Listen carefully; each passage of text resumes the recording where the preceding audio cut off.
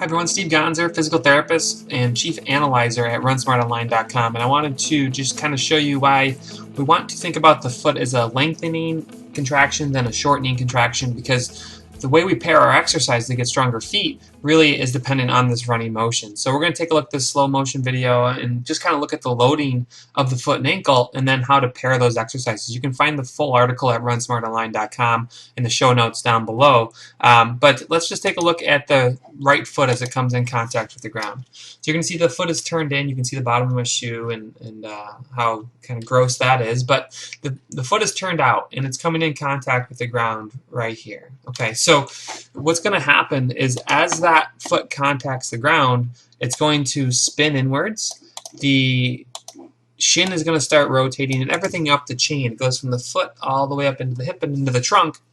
It's going to go into shock absorption mode, so it's going to have to absorb shock. So the first half, this is called initial contact, when our foot's just about to hit the ground.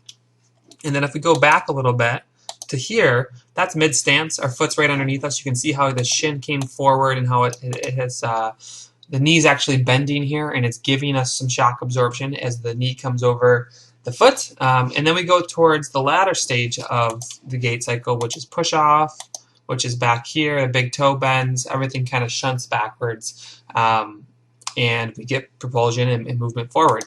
So let's come back to that right foot and we look at this stage. If we were to look at the foot and ankle, what's happening here is really the foot and ankle is coming in and it's entering into the ground with a little bit of arch in it. And that arch is for structural support. The foot turns in, locks itself into position, and then as it comes through and the foot comes underneath, the arch is actually going to lengthen out. So if we were to come right to mid-stance, the arch goes from having a little bit of, I guess, arch in it to being flatter. And this is for a normal standard neutral foot. That phase of having a little convexity to going flat is shock absorption. And then as we come towards push-off,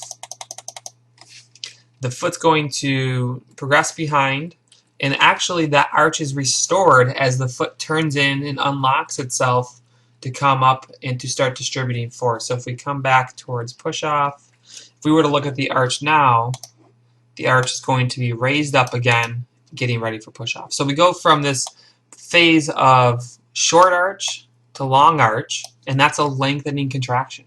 Our foot needs to lengthen there. Then it goes back to the shortening phase, and that's a shortening contraction. So when we look at pairing our exercise to the gait cycle, to the running cycle, we want to go from a from a contraction of a short arch to a long arch, back to a short arch. The towel grab of clawing your toes on a towel does not do that. It only works from here to here, from a long arch, or actually it really just works on shortening the arch, and it doesn't work on that flattening of the arch. And truthfully, the stage from here to here is where all the damage is done, so that's why we want to control that. Stop doing your towel crunches. There's better things to do. Check out RunSmartOnline.com to find those exercises, but at least you know now, no more picking up objects with your toes, we're not chimpanzees, and no more towel crunching. It's pointless. Are you looking to become a stronger, faster, and more well-rounded runner? Then jump on over to RunSmartOnline.com and take our 10-day free challenge. Try our run-specific, time-saving, and easy-access videos that let you get stronger from anywhere, whether it be at work, home, or on the road.